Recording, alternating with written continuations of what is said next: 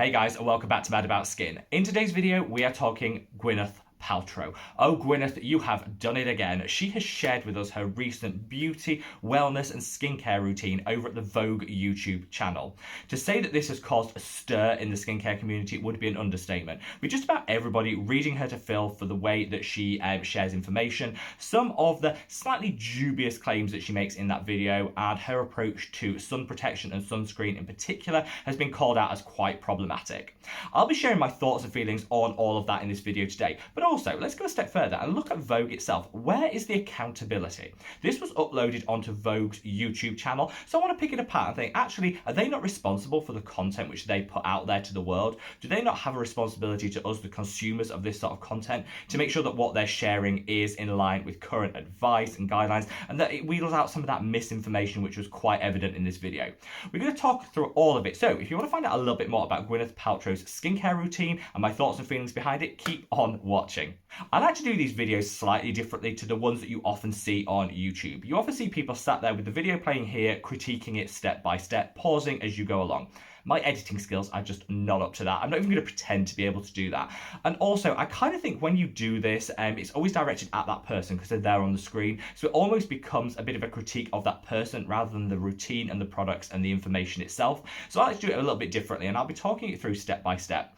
If you want a really good reaction video, the traditional style, I'm going to leave a link in the description box below to Adam Robert Lamb's video. He did a great job of this, sharing some fantastic information and thoughts and feelings on it, and did it in the more traditional style. So if you're looking for that style of video, click on the link in the description box, and honestly, you will have the best time watching that video. So let's cut the waffle and jump straight on in. So I guess the best place to start with this video, it's quite a short video and there's quite a lot of controversy for quite a short video, is with her sunscreen approach, application, and the way that she presents sun protection. So Gwyneth says she'll only use clean sunscreens.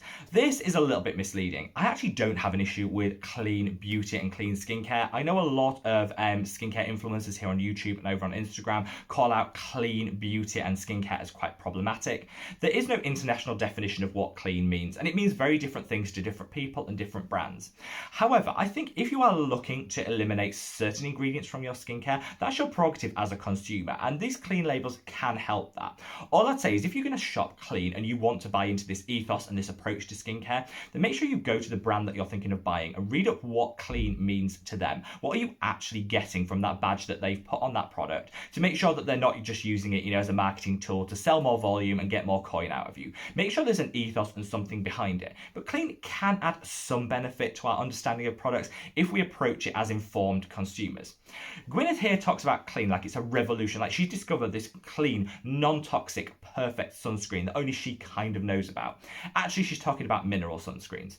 I don't believe that any sunscreens are toxic. I don't think there's any issue using chemical sunscreens or mineral sunscreens. I actually covered this in a video which I'll leave a link to up there if you do want to check it out, so I don't have to go to it in too much detail in this video. I think the most important thing is that we're protecting our skin from the harmful rays of the sun, so whether you go for a mineral or a chemical sunscreen is your preference.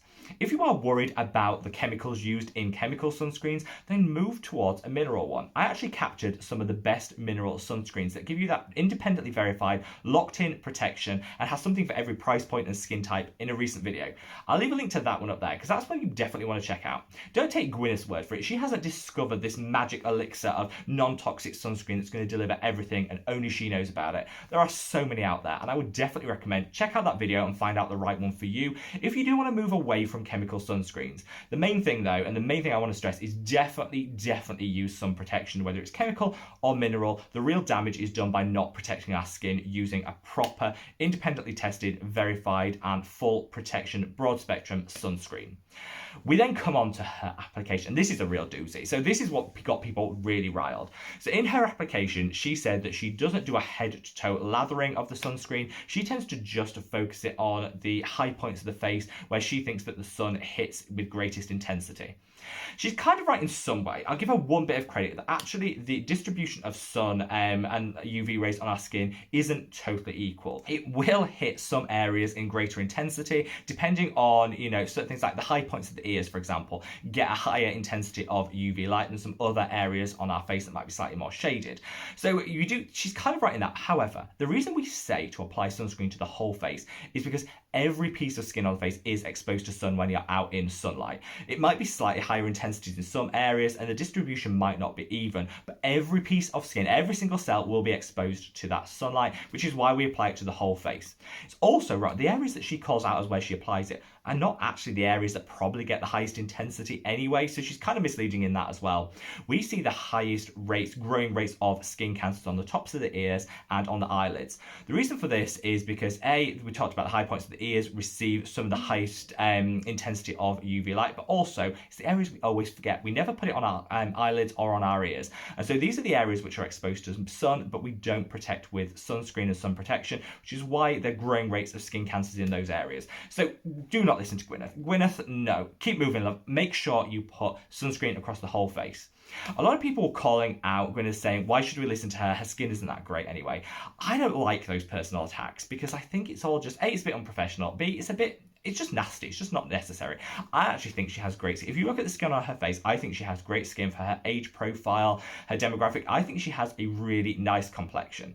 However, if you were to look on her décolletage, on her chest, you will see there are signs of quite a lot of sun damage, which I think lends itself to really showing that this approach to not using sunscreen everywhere does have its drawbacks, and it will increase, sun damage and the signs of visible aging caused by UV rays. And so we need to bear that in mind because clearly it's not giving that great protection for her. And I would really, really ask Gwyneth to reconsider that whole approach to sunscreen, and definitely do not follow the Gwyneth Paltrow guide to sunscreen. Total rot. The second thing that a lot of people call out is her fixation on demonizing certain ingredients in skincare.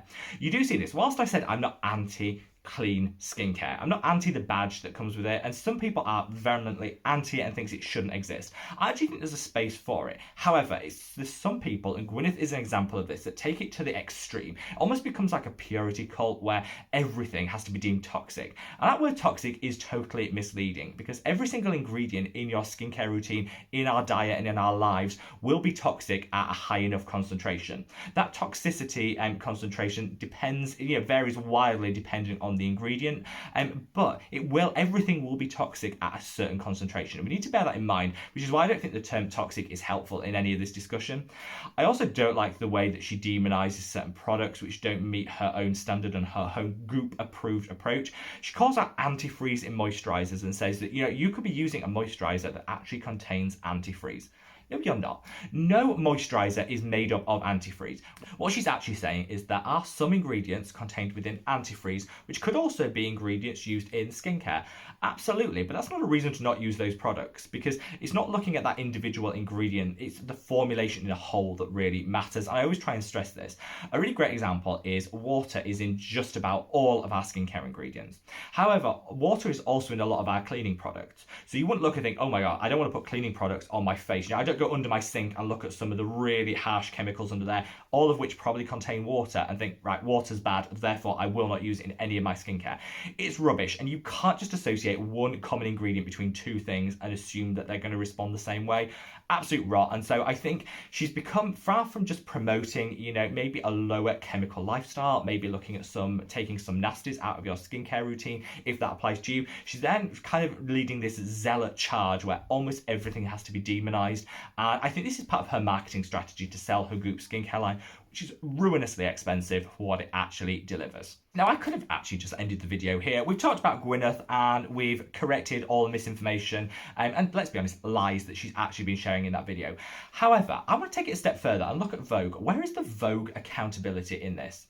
So Vogue have a very trusted reputation. A lot of people go to them for skincare and beauty advice. They've been around for decades and centuries, and they built up that reputation. Because it's on their YouTube channel, they have the ultimate responsibility to us, the consumer of this information, to make sure it's accurate and it's reflecting current scientific thinking. Now, I know science changes, thoughts, opinions, they change over time, and so we shouldn't be looking back and reading to people to fill things that happened decades ago. But currently, the advice given by Gwyneth Paltrow is so misleading compared to the science which is actually out there that I think it could potentially be harmful to people who are consuming it. I think Vogue have the responsibility to make sure that the channel content they put out there is appropriate and that it's giving correct information and not misleading the consumer. And I think Vogue have totally failed here. It kind of annoys me that everyone goes for Gwyneth and says how bad Gwyneth Paltrow is, but there seems to be no accountability for Vogue, who are ultimately monetizing this content. So they're making their coin, they're boosting their name, they're getting millions of views on this video, and actually none of that's really deserved because they're putting out misleading information that could be dangerous to the consumer.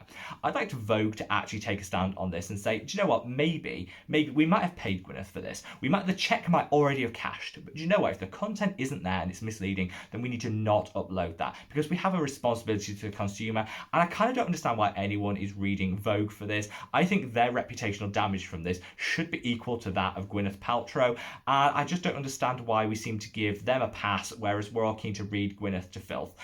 Something doesn't really, something doesn't gel with me. Leave me your thoughts and feelings on that below. You guys have asked for my thoughts and feelings on this video, so I was really happy to share them in this. Hopefully I did it in a different way, because I think we've all seen skincare reaction videos, and like I said, I've linked some below if you do want the more traditional style, but hopefully this brought something new to the argument, and I could just dispel some of those myths which were being purported in that video by Gwyneth herself. And whilst, let's not pass too much judgment just on one individual, but also look at the brand behind it. Vogue should be just as accountable for this as Gwyneth herself, and I'd love to know your thoughts and feelings, so share them in the comments below. Wherever you are in the world, guys, I hope you're staying safe and well. Wear your sunscreen all over the face. Don't use it as a highlighter, and I look forward to seeing you in the next video. Take care. Bye.